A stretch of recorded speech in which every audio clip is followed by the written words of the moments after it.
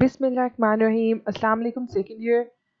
I'm Hiba Ijaz and welcome to lecture number 26. Today we'll continue our chapter number 4, that is control structures. The topics which we have to cover today are break statement. We'll see what is break statement, then we'll see what is a continue statement, and if we'll get enough time then we'll see what is exit statement. Okay, so break statement क्या है? It has two uses. First one is आप लोगों ने देखा था कि जब हमने स्विच स्टेटमेंट यूज की थी, ठीक है, एल्स इफ के बाद हमने स्विच स्टेटमेंट यूज की थी।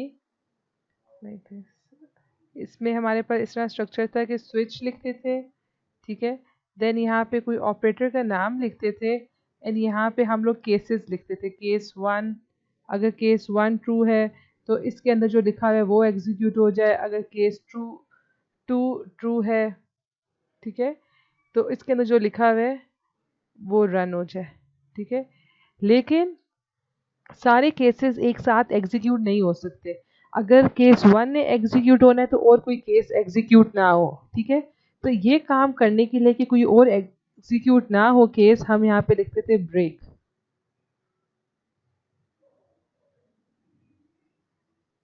ठीक है। ये ब्रेक क्या करता था कि आपको स्विच से बाहर ले आता था, ठीक है। खाली एक केस एग्जीक्यूट हुआ, इस केस के जब अंदर आया इधर ब्रेक लिखा हुआ था तो ब्रेक स्विच स्टेटमेंट से बाहर ले आता था, ठीक है।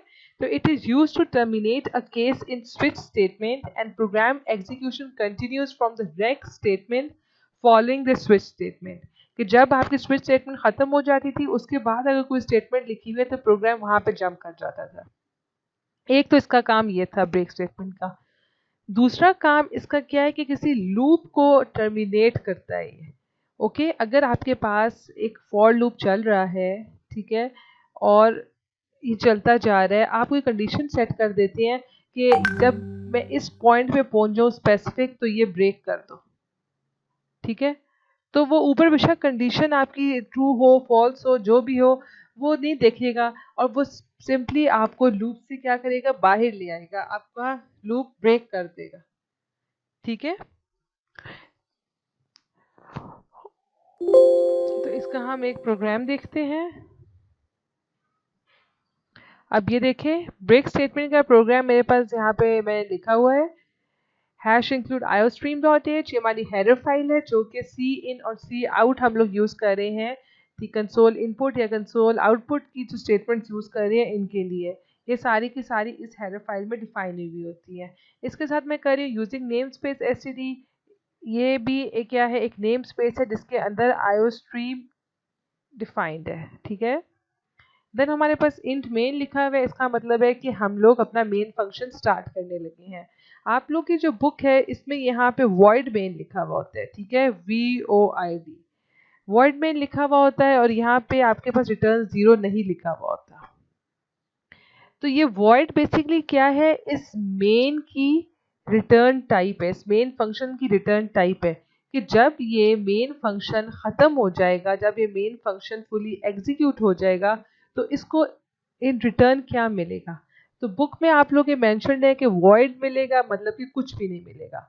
हम इंट मेन कर रहे हैं क्योंकि हम लोग डेफ C++ का कंपाइलर यूज कर रहे हैं।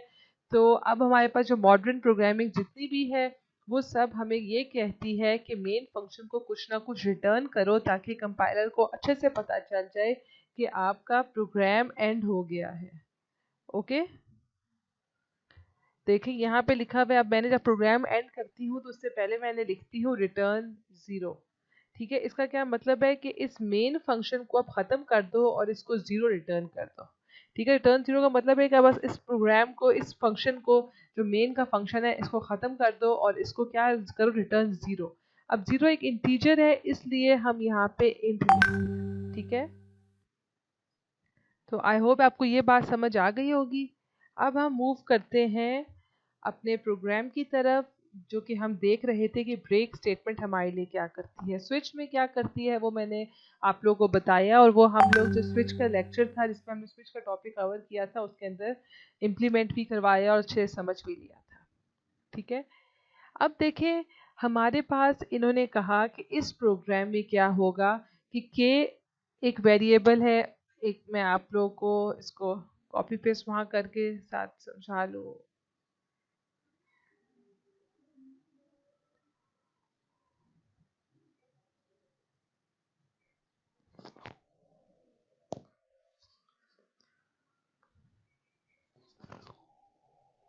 आप देखें ये प्रोग्राम ये कहता है कि जैसे ही के की वैल्यू 4 हो तो प्रोग्राम को एंड कर दो।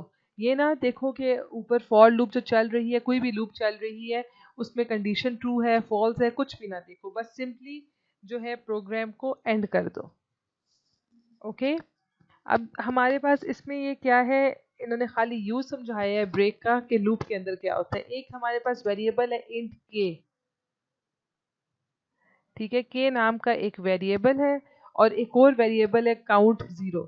अब देखिए कॉमा लगा हुआ है इंट के और काउंट, तो काउंट की भी डाटा टाइप क्या होगी, इंटीजर ही होगी, ठीक है। और एक और वेरिएबल है काउंट,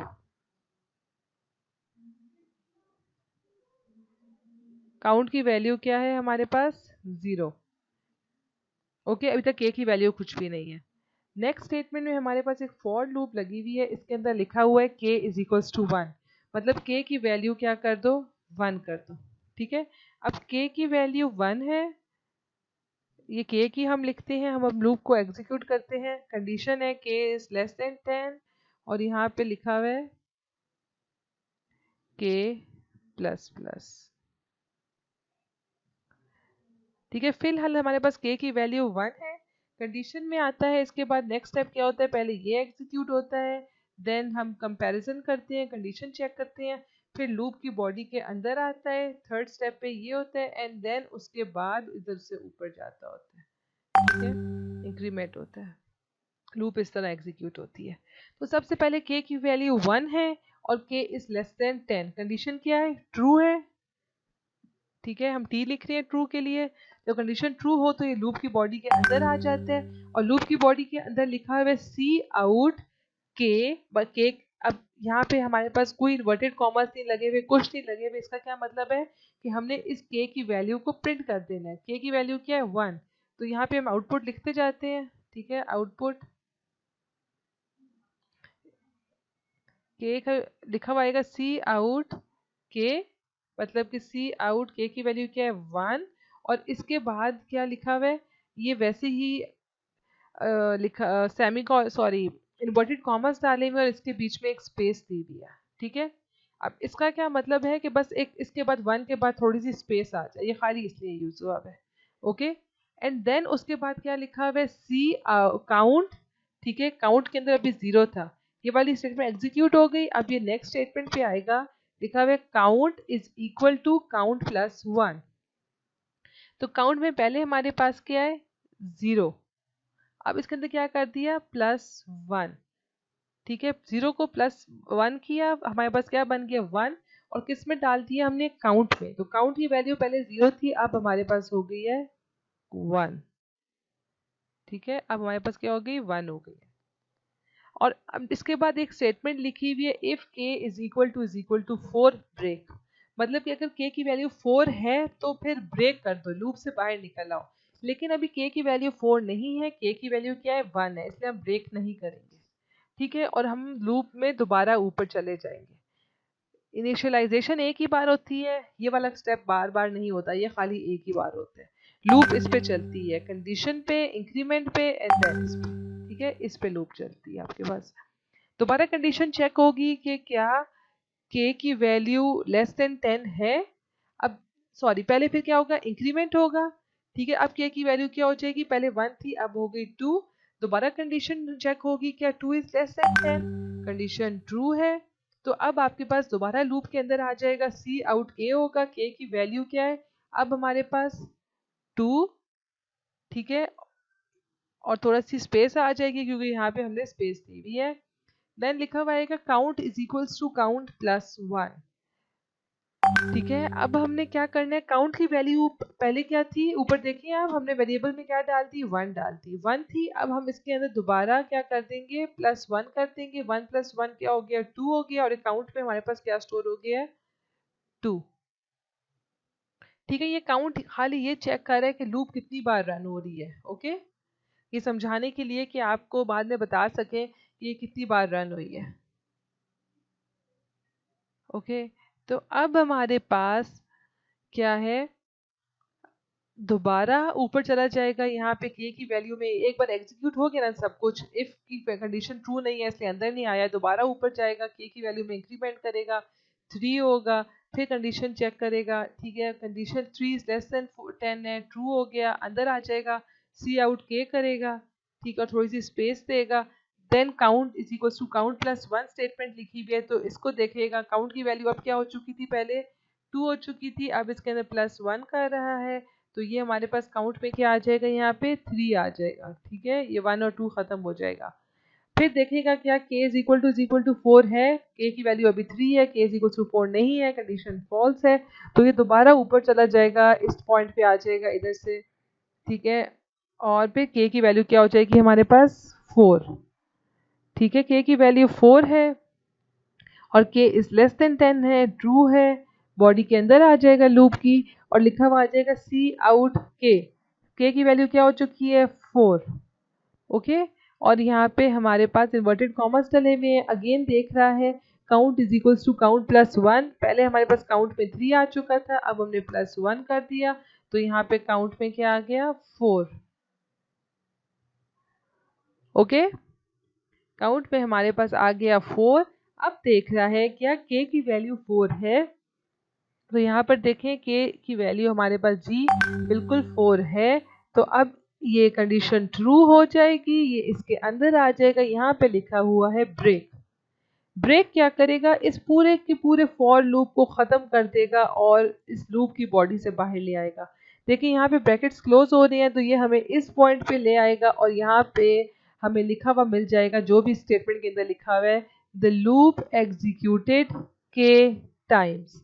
अब द लूप एग्जीक्यूटेड तो हमारे पास इन्वर्टेड कॉमर्स में लिखा हुआ है, इसलिए आउटपुट स्क्रीन पे एग्जैक्टली हमारे पास लिखा हुआ आएगा द लूप एग्जीक्यूटेड। ठीक है, अब के अंदर क्या है, के ऊपर कोई इन्वर्टेड कॉमर्स नहीं है। ठीक, तो यहाँ पे के की वैल्यू आएगी, तो के की वैल्यू हमारे पास एंड में क्या थी 4, तो लिखा हुआ आ जाएगा कि द लूप एग्जीक्यूटेड 4 टाइम्स। ठीक है, ये तो के हम लोग जो ये काउंट का वेरिएबल सेट कर रहे थे ना, ये भी इसीलिए कर रहे थे कि हम लोग ये देख सकें कि कितनी बार एग्जीक्यूट हो रहा है। तो यहाँ पे आप बेशक लिख दें काउंट टाइम्स। इस प्रोग्राम की लॉजिक ये है कि जो के की वैल्यू है वही काउंट की वैल्यू है। ठीक है, तो अब यहाँ पे के लिखें या काउंट लिखें एक ही बात है, इस काउंट का काम करने की ज़रूरत ही नहीं है, लेकिन आप लोग की बुक में ये लॉजिक बताई हुई है कि आपके साथ एक काउंटर भी सेट करना है जो कि हर बार हर एग्जीक्यूशन पे काउंट करता जाए कि कितनी बार एग्जीक्यूट हो रही है लूप। ओके, तो अब देखना यहाँ पे हमारे पास के की वैल्यू 4 थी और कंडीशन ट्रू थी, 4 इज लेस देन 10 था, तो ये इसको बार बार चलना चाहिए था, फिर इसको 5 होना चाहिए था, 5 इज लेस देन 10 था। ठीक है, लेकिन ये नहीं चला, क्यों नहीं चला, क्योंकि यहाँ पे लिखा हुआ था हमारे पास ब्रेक, जैसे ही ब्रेक लिखा हुआ कहीं मिल जाए तो हमारे पास एग्जीक्यूशन स्टॉप हो जाती है और सी प्लस प्लस की बॉडी से हम बाहर आ जाते हैं। ओके, और सॉरी लूप की बॉडी से हम बाहर आ जाते हैं। अब हम जाके इस प्रोग्राम को अपने रन करते हैं। ठीक है, जो ब्रेक का हम कर रहे थे,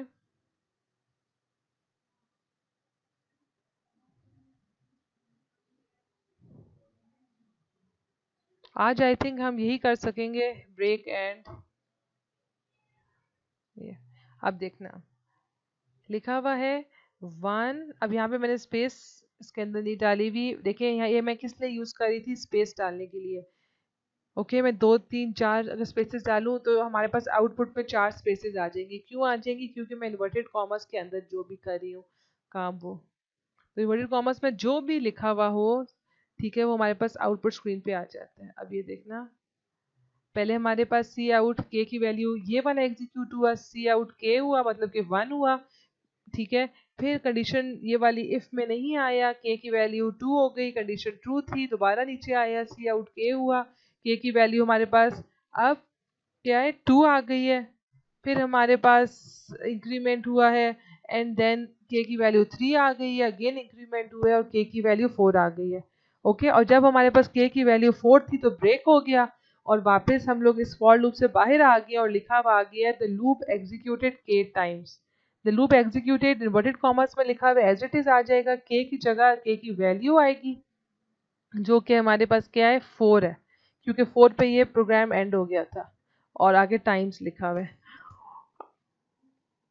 अगर यहाँ पे मैं काउंट सेट कर दूँ, देखिए ठीक है, काउंट भी बेसिकली यही काउंट कर रहा था कि हमारे पास ये कितनी बार एग्जीक्यूट हो रही है। काउंट कर दूँ तो फिर क्या होता है, देखें वही काम हो रहा है कि द लूप एग्जीक्यूटेड 4 टाइम्स। ठीक है, तो आई होप ये ब्रेक आपको समझ आ गया होगा। अब हम मूव करते हैं कि कंटिन्यू स्टेटमेंट हमारे पास क्या करती है।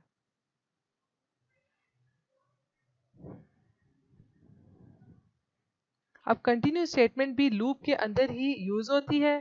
ठीक है, और जब कंटिन्यू स्टेटमेंट इनकाउंटर होती है तो कंट्रोल क्या होता है, स्टार्ट के ऊपर जो बिगनिंग आपकी लूप की है उसके ऊपर ट्रांसफर हो जाता है। ठीक है, इसको समझने के लिए आप लोगों को मैं प्रोग्राम की हेल्प से समझाती हूँ।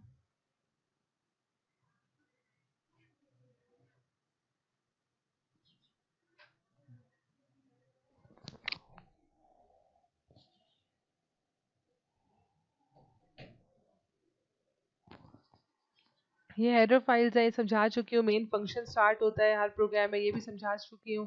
अब यहाँ से स्टार्ट हो रहा है, ये इतना सा हमें भी समझना है। इंट एन, एक एन नाम का वेरिएबल डिक्लेयर किया। ठीक है, और एन इज इक्वल्स टू 1 किया, मतलब कि एन वेरिएबल के अंदर 1 ऐड कर दो। फिर देखो कि क्या लेस देन 15 है। ओके, एन की वैल्यू लिखते जाते हैं, हम रन करके देखते हैं, ये एन की वैल्यू लिखते जाते हैं। फिर यहाँ पे हम लोग कंडीशन सेट करते हैं और एन प्लस प्लस यहाँ पे हो रहा है। तो बेसिकली कंटिन्यू क्या करती है कि जैसे ही आपके पास कंटिन्यू स्टेटमेंट लिखी हुई आती है तो आपके नीचे वाली स्टेटमेंट्स एग्जीक्यूट नहीं होती और ये वापस ऊपर मूव कर जाते हैं। ब्रेक से ऑपोजिट काम करता है। ब्रेक क्या करता था कि आपको लूप से बाहर ले आता था, लेकिन कंटिन्यू स्टेटमेंट क्या करता है, नीचे वाली चीज़ को एग्जीक्यूट नहीं करता और वापस ऊपर ले आता है, जहाँ से आपका फॉर लूप की तरफ, ठीक है, लूप के स्टार्ट में ले आते हैं। सबसे पहले हमारे पास क्या है, n की वैल्यू 1 है। ठीक है, और n की वैल्यू 1 है और हमारे पास क्या है, n is less than 15, condition हमारे पास ट्रू है। n तो ये अंदर आ जाएगा। ठीक है, फिर चेक होगा कि क्या n की वैल्यू 5 से ज़्यादा है और n की वैल्यू 10 से कम है। ये एंड का फंक्शन यूज हुआ है, इसका मतलब है कि ये दोनों कंडीशंस ट्रू होंगी तो इफ कंडीशन ओवरऑल ट्रू होगी। ठीक है, एक और ब्रैकेट में इसको इनक्लोज कर लेते हैं। ठीक है, कि ये दोनों कंडीशंस अगर ट्रू होंगी तब ही इफ की कंडीशन ट्रू होगी और तब वो इफ की बॉडी के अंदर आएगा। पहले n की वैल्यू 1 हुई, ठीक है, ये ट्रू थी, ये वाली इफ कंडीशन के अंदर आया। ठीक है, इफ की ये वाली कंडीशन ट्रू नहीं थी तो ये इफ की बॉडी में नहीं आया। इफ की बॉडी में क्या लिखा हुआ है, कंटिन्यू। अगर सिंगल स्टेटमेंट हो तो हमें ब्रैकेट लगाने की जरूरत नहीं पड़ती। इफ की ये जो कंटिन्यू है ये इफ की स्टेटमेंट के अंदर है। अच्छा, नेक्स्ट आपके हमारे पास लिखा हुआ है सी आउट एन। अब ये सी आउट जो है ये इफ से बाहर है। ठीक है, तो लिखा हुआ है सी आउट एन, एन की वैल्यू हमारे पास आउटपुट पे आ जाएगी जो कि 1 है। अगेन हमने एक स्पेस दी हुई है। फिर हमारे पास क्या होगा, ऊपर जाएगा, एन की वैल्यू 2 होगी। ठीक है, कंडीशन हमारे पास 2 इज लेस देन 15 ट्रू है। हमारे पास अंदर बॉडी में आ जाएगा इफ की और लिखा हुआ, फिर हमारे पास कंडीशन चेक होगी इफ की कंडीशन ट्रू नहीं है तो सी आउट एन, एन की वैल्यू प्रिंट हो जाएगी जो कि हमारे पास ट्रू है। ठीक है, अगेन एन प्लस प्लस होगा, मतलब कि एन की वैल्यू हमारे पास क्या हो जाएगी, 3 हो जाएगी। 3 इज लेस देन 15 है, कंडीशन ट्रू है, ये लूप की बॉडी के अंदर आएगा। इफ की कंडीशन फॉल्स है, इसलिए ये इफ की बॉडी के अंदर जो कंटिन्यू लिखा हुआ है इसकी तरफ नहीं जाएगा और लिखा हुआ आएगा सी आउट एन, तो हमारे पास 3 लिखा हुआ आ जाएगा। इसी तरह हमारे पास 4 लिखा हुआ आ जाएगा। ठीक है, हमारे पास 5 लिखा हुआ आ जाएगा। लेकिन जब हमारे पास 6 हो जाएगी, 4 5, जैसे ही हमारे पास n की वैल्यू 6 हो जाएगी। फिर कंडीशन चेक होगी, कंडीशन भी हमारे पास ट्रू होगी और अंदर जाएगा, फिर देखेगा इफ क्या n की वैल्यू 5 से ज़्यादा है, 6 इज ग्रेटर देन 5 है, एंड 6 इज लेस देन 10। ठीक है, ये कंडीशन ट्रू है। ठीक है, ये कंडीशन हमारे पास ऑब्वियसली ट्रू है कि 6 5 से बड़ा भी और 10 से छोटा भी है। तो ये क्या करेगा, कंटिन्यू। नीचे की जो स्टेटमेंट लिखी हुई है ना, जहाँ पे हम n को प्रिंट कर रहे थे जैसे 1 2 3 4 5, ये इसकी तरफ नहीं जाएगा और वापस कंट्रोल को लूप की तरफ ले जाएगा। ठीक है, अब हमारे पास क्या होगा, जब लूप की तरफ आता है बॉडी से तो पहले क्या करता है, इंक्रीमेंट करता है। तो ये इस वाले स्टेटमेंट को 6 को प्रिंट नहीं करेगा और ऊपर चला जाएगा और ये n की वैल्यू को कर देगा 7।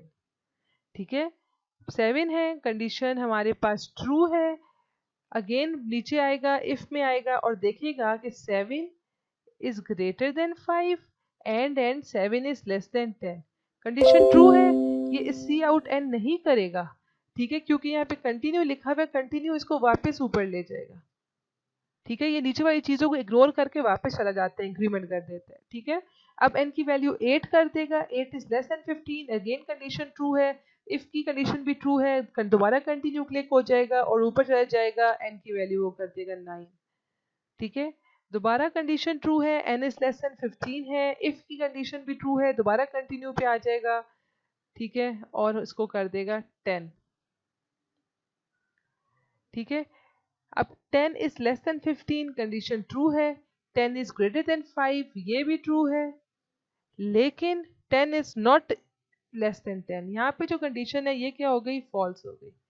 ये कंडीशन जैसे ही फॉल्स होगी तो फिर क्या होगा, हमारे पास इस कंटिन्यू के ऊपर ये नहीं आएगा, ये इफ की बॉडी के अंदर नहीं आएगा और हमारे पास सी आउट एन हो जाएगा। मतलब सी आउट 10 हो जाएगा, सी आउट फिर 11 होगा, फिर 12 होगा, फिर 13 होगा, फिर 14 होगा, क्योंकि ये सारे 10 से बड़े हैं। फिर यहाँ पे जब 14 हो जाएगा और दोबारा इसको 15 करेगा तो यहाँ पे ये कंडीशन फॉल्स हो जाएगी, 15 इज लेस देन 15 वाली, और ये फॉर लूप खत्म हो जाएगी। जैसे ही कंडीशन फॉल्स हो, फॉर लूप से बाहर निकल आते हैं। तो आई होप ये आपको मैंने समझा दिया, ये आपको इन डिटेल समझ आ गया होगा। तो अभी मैं रन करके भी आपको दिखाती हूँ इसको। सॉरी,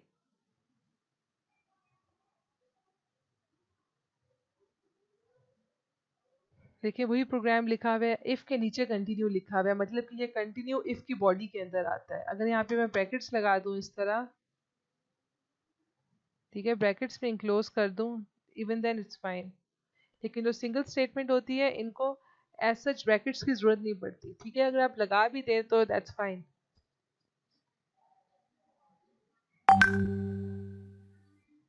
अब यहाँ पे मैंने एक और ब्रैकेट लगानी है। ठीक है, क्योंकि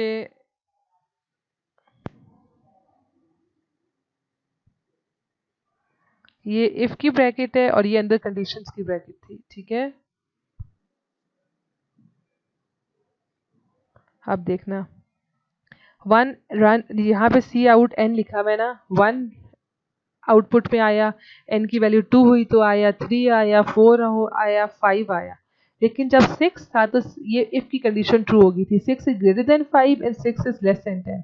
तो इसने क्या किया, कंटिन्यू कर दिया, इस नीचे वाली स्टेटमेंट को एग्जीक्यूट नहीं किया, वापस 6 की वैल्यू में इंक्रीमेंट करके 6 को 7 बना दिया। 7 पे हम फिर इफ की कंडीशन ट्रू हुई, कंटिन्यू क्लिक हो गया, नीचे नहीं आया, 7 भी प्रिंट नहीं हुआ। देखिए 7 भी प्रिंट नहीं हुआ, 6 भी प्रिंट नहीं हुआ, 7 भी नहीं हुआ, 8 भी नहीं हुआ, 9 भी नहीं हुआ। 10 पे हमारे पास इफ की कंडीशन अगेंस्ट फॉल्स हो गई थी, इसलिए कंटिन्यू नहीं क्लिक हुआ था और सी आउट की तरफ आ गया। ठीक, 11 12 13 14 सब प्रिंट किए। 15 क्यों नहीं किया, क्योंकि 15 पे हमारे पास फॉर ही खत्म हो गया था।